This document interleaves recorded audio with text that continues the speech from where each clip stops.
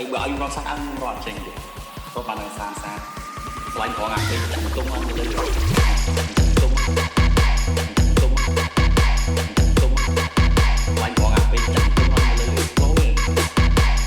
ទុំស្លាញ់ផងអាពេលទុំស្លាញ់ផងអាពេលចាក់ទុំអត់ទៅលើ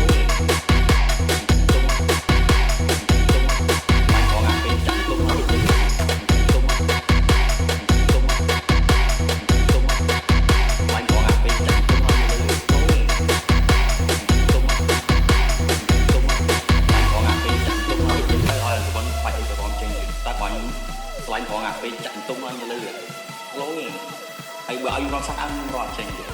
ក៏បានសានសាស្លាញ់ផងអាពេលចាក់ទុំអត់ទៅលើ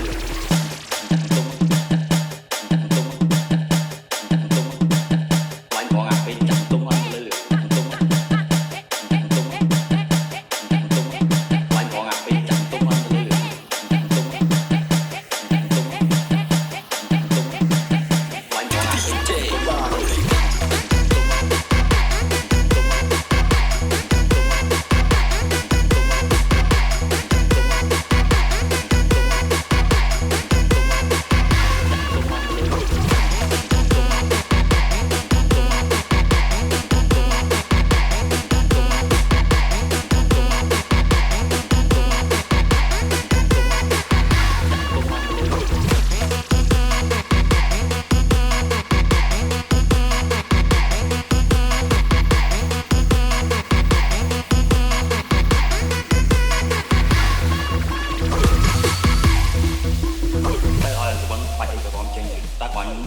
ស្លាញ់ផងអាពេលចាក់ទុំអត់ទៅលើឡូយហើយបើឲ្យរត់សាក់រត់ចេញទៅ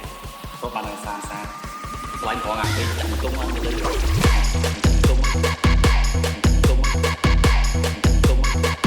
ស្លាញ់ផងអាពេលចាក់ទុំអត់ទៅលើឡូយទុំ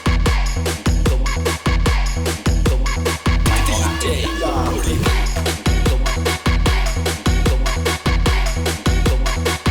្លាញ់ផងអាពេល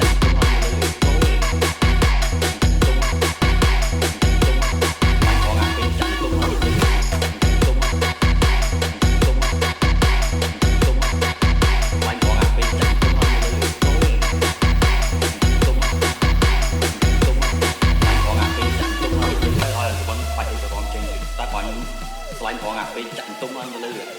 ឡូយហើយបើឲ្យរត់សាក់រត់ចេញទៅក៏បានសានសាស្លាញ់ផងអាពេលចាក់ទុំអត់ទៅលើ